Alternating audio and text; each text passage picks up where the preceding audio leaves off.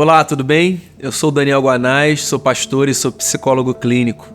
E esse aqui é o Pastores pela Vida, uma caminhada sobre cuidado e autocuidado para uma vida ministerial saudável e relevante. Afinal, de que adianta pastorear o mundo e perder a alma? Esgotamento ministerial. Mas antes de falar sobre isso, eu queria convidar você por um tempo de oração.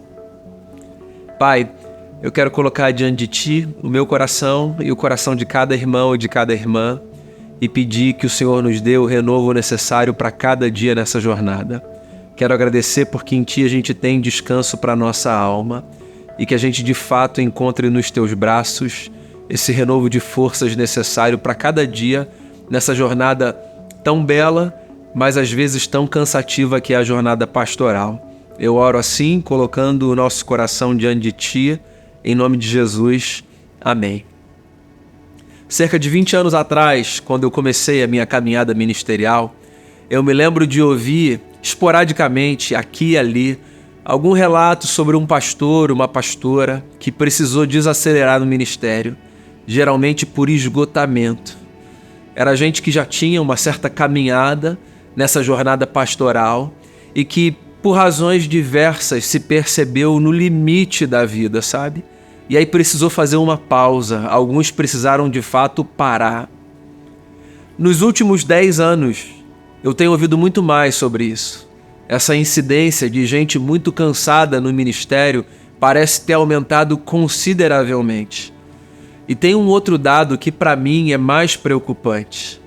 Lá atrás, há quase 20 anos, quando eu ouvi esses relatos, quase sempre eram relatos de pessoas mais velhas, que já tinham contribuído muito nessa jornada e que estavam cansadas por fatores diversos, como eu mencionei. Hoje, a incidência desse cansaço excessivo em pessoas cada vez mais jovens é maior.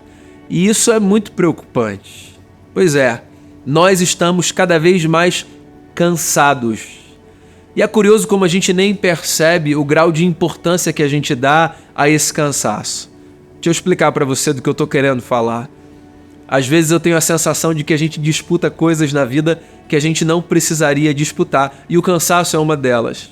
Então pensa comigo, você está numa conversa trivial com alguém, batendo um papo sobre a sua semana. Aí você fala para a pessoa assim, essa minha semana foi muito cansativa, foi uma semana muito difícil, muito corrida. Logo alguém já se antecipa para dizer, é porque você não sabe como foi a minha. E a gente fica nessa disputa, sabe, no final, para mostrar para o outro quem está mais cansado, como se no fundo isso medisse o grau da importância da jornada de cada um. Trabalhar é uma coisa maravilhosa. Eu sou um apreciador do trabalho. Trabalho é uma dádiva de Deus. A gente poder contribuir com algum propósito nessa vida, a gente poder fazer alguma coisa que a gente gosta, a gente ter a sensação de que aquilo que a gente fez cumpriu, sabe, alguma tarefa, contribuiu para a realização de um projeto, a gente poder ser recompensado pela nossa labuta, pelo nosso labor, isso é maravilhoso. Mas eu não sei, às vezes eu tenho a sensação de que a gente perde no tom da valorização do nosso trabalho. Porque uma coisa é você dizer que o trabalho é uma bênção, uma dádiva de Deus, é a possibilidade de você crescer na vida, avançar, servir, contribuir. Outra coisa é você começar a glamorizar o excesso de trabalho como se a sua importância ou a sua dignidade ou o sentido da sua vida estivessem exatamente nessa gordura extra, nesse trabalho excessivo que sim, ele mede o grau de importância que você tem para si mesmo ou para as pessoas. Você sabe como eu percebo essa glamorização excessiva do trabalho demasiado? Em frases do tipo, eu não tenho tempo para mais nada. A minha vida é só trabalhar. E geralmente essas frases, quando aparecem nas conversas, não aparecem necessariamente num tom de desabafo, de cansaço, de eu queria que fosse diferente. Às vezes elas aparecem na tentativa de imprimirem uma importância, uma autoridade, sabe? Do tipo, o pastor importante é aquele que não tem nenhum espaço na sua agenda. A pessoa que de fato é relevante é aquela que não consegue encaixar absolutamente nada fora daquela rotina que já está toda ela preenchida. Então a gente vai glamorizando um excesso de atividade, uma agenda superlotada, como se isso falasse muita coisa acerca de quem a gente é, da nossa importância, do nosso papel, da nossa credibilidade. Bem, você já pode imaginar qual é o desfecho desse cenário de glamorização do excesso de trabalho, né? O desfecho desse cenário é o aumento na incidência de um quadro que a gente chama de síndrome de burnout. Pois é, esse quadro emocional, afetivo, psíquico, que faz com que as pessoas desenvolvam características de exaustão, de cansaço extremo, de esgotamento mesmo, geralmente vinculado ao trabalho, ou a uma pressão no trabalho, ou à quantidade de trabalho exercido. Você sabe que o burnout é um dos principais diagnósticos hoje em se tratando das patologias que acometem pastores e pastoras? Sim, hoje, pastores e pastoras cada vez mais precisam sair ou desacelerar consideravelmente as suas atividades ministeriais por causa de diagnósticos de burnout recebidos por profissionais competentes. E isso deve fazer a gente pensar em alguns caminhos fundamentais e necessários para que as nossas igrejas minimizem, na medida do possível, toda essa incidência. Eu acho que há dois caminhos que são muito importantes para a gente considerar. O primeiro deles, a gente precisa pensar as nossas comunidades como ambientes mais saudáveis, não apenas para o povo, mas para as suas lideranças. Sim, se por aí dizem que quanto mais trabalho a gente faz e realiza, mais importante a gente é, do lado de cá, numa construção de vida pautada pela lógica do Evangelho, a gente precisa se lembrar mutuamente que a nossa importância, a nossa dignidade não estão necessariamente atreladas à quantidade de trabalho que a gente produz. Quero repetir um negócio que disse ali atrás. É muito importante a gente trabalhar, o trabalho dignifica a gente. O trabalho é uma bênção de Deus. Mas esse negócio da gente achar que a gente é o quanto a gente produz, no final do dia vai fazer com que todo mundo fique caído no chão, exausto, sem força para mais nada. E a igreja precisa ser esse ambiente de oxigenação, de uma cultura adoecida nesse sentido.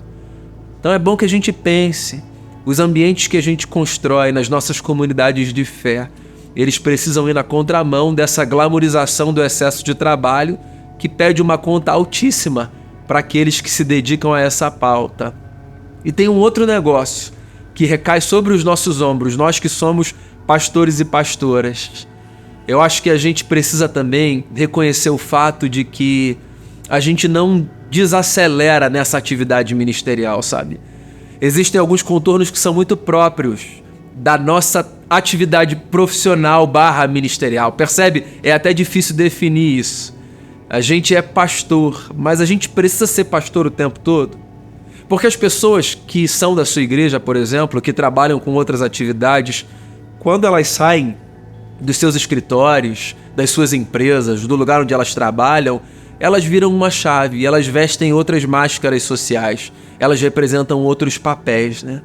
E eu não sei se no fundo a gente se permite vestir outras máscaras sociais e desempenhar outros papéis.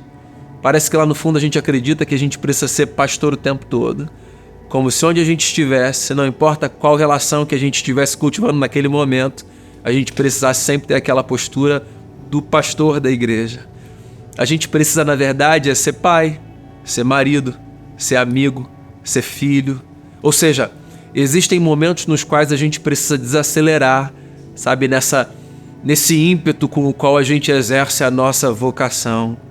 Porque não dá para ser pastor o tempo todo, nesse sentido de que em alguns ambientes a gente precisa desacelerar esse ritmo da máscara que a gente veste e assumir uma outra função. Afinal de contas, todos nós somos outras coisas, além de sermos também pastores de uma comunidade de fé.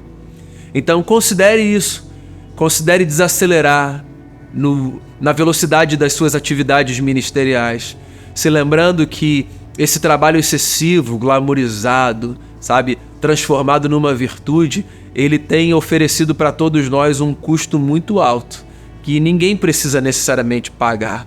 Cuidado com o esgotamento ministerial, porque ele vai fazer com que você perca longevidade nessa jornada.